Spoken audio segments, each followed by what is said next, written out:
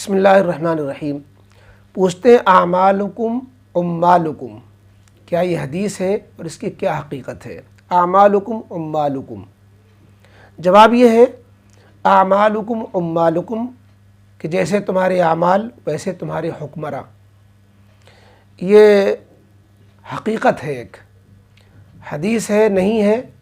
یہ الگ بحث ہے، لیکن یہ ایک حقیقت ہے۔ بظاہر یہ الفاظ تو حدیث پاک کے نہیں ہیں، لیکن یہ مفہوم حدیث پاک سے بالکل مطابق ہے۔ جو دوسری حدیثیں ہیں اس ٹاپک کی اس سے بالکل میل کھاتا ہے۔ باقی اعمالکم اموالکم یہ حدیث پاک کی روشنی میں کہا ہوا وہ جملہ ہے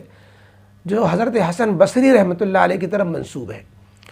حضرت حسن بصری رحمۃ اللہ علیہ کا مقولہ ہے اعمالکم اموالکم، اور آگے اور بھی عبارت ہے کہ تمہارے حکمراں تمہارے اعمال کا عکس ہوتے ہیں، یعنی اعمال درست تو حکمراں درست، اعمال خراب تو حکمراں خراب۔ اور یہ بات حدیث پاک میں اور وضاحت کے ساتھ آئی ہوئی ہے۔ حضرت ابو الدرداء رضی اللہ تعالیٰ عنہ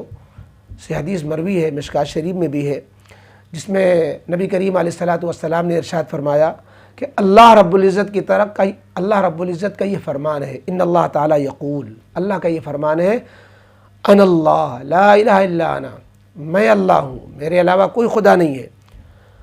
انا مالک الملوک و ملک الملوک، میں بادشاہوں کا بھی مالک ہوں، بادشاہوں کا بادشاہ ہوں،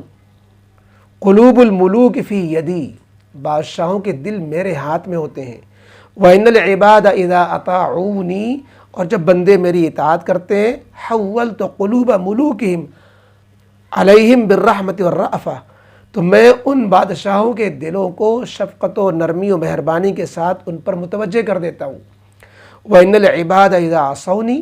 اور بندے جب میری نافرمانیاں کرتے ہیں، حَوَّلْتُ قُلُوبَهُمْ بِالسَّخَطَةِ وَالنِّقْمَةِ، تو میں ان کے دلوں کو غیظ و غضب، غصے اور مصیبت کے ساتھ ان کے دلوں کو ان پر مسلط کر دیتا ہوں۔ فَسَامُوهُمْ سُوءَ الْعَذَابِ، سو وہ حکمراں پھر برا عذاب چکھاتے ہیں اور پھر وہ مصیبت ڈھاتے ہیں، ظلم کرتے ہیں۔ فَلَا تَشْغُلُوا أَنفُسَكُمْ بِالدُّعَاءِ، لہذا تم بالدعاء علی الملوک کہ بادشاہوں کو بددعا دینے میں اپنے کو مشغول نہ کرو، بادشاہوں کو بددعا دینے کا کوئی فائدہ نہیں۔ وَلَكِنِ اشْغُلُوا أَنفُسَكُمْ بِالذِّكْرِ وَالتَّضَرُّعِ، بلکہ تم اپنے آپ کو اللہ کے سامنے عاجزی اور ذکر کے ساتھ مشغول ہو، کہ اکفیکم ملوککم، تاکہ میں تمہارے لیے تمہارے بادشاہوں کی طرف سے، حکمرانوں کی طرف سے کافی ہو جاؤں۔ تو یہ ہے پوری بات، اور اس میں ساری بات فرما دی گئی حدیث پاک میں۔ اس سے معلوم ہوتا ہے کہ جب، اور تاریخ بھی بتاتی ہے کہ جب جو ہے اللہ کے ماننے والے بندوں میں نافرمانیاں آتی ہیں، کلمہ پڑھنے والے لوگ بگڑتے ہیں، تو اللہ تعالیٰ کی طرف سے مہلت ملتی ہے، لیکن جب بگاڑ بڑھتا جاتا ہے تو اللہ تعالیٰ دنیا ہی میں ان پر اپنا کوڑا برسا دیتے ہیں، اور دنیا ہی میں جو ہے ظالم اور جابر حکمراں مسلط کر دیتے ہیں۔ یوسف علیہ السلام کا مصر میں جب انتقال ہو گیا، اس کے بعد ایک زمانے تک تو بنی اسرائیل ٹھیک ٹھاک چلتے رہے، اس کے بعد پھر ان میں نافرمانیاں، رشوت، سود خوری اور کیا کیا حرکتیں سب آ گئیں، تو اللہ تعالیٰ نے فرعون کو بھیج دیا، اور فرعون نے جو ظلم ڈھایا ہے، بچوں تک کا قتل عام، اور بنی اسرائیل کو جیسا غلام کیا بنایا ہے،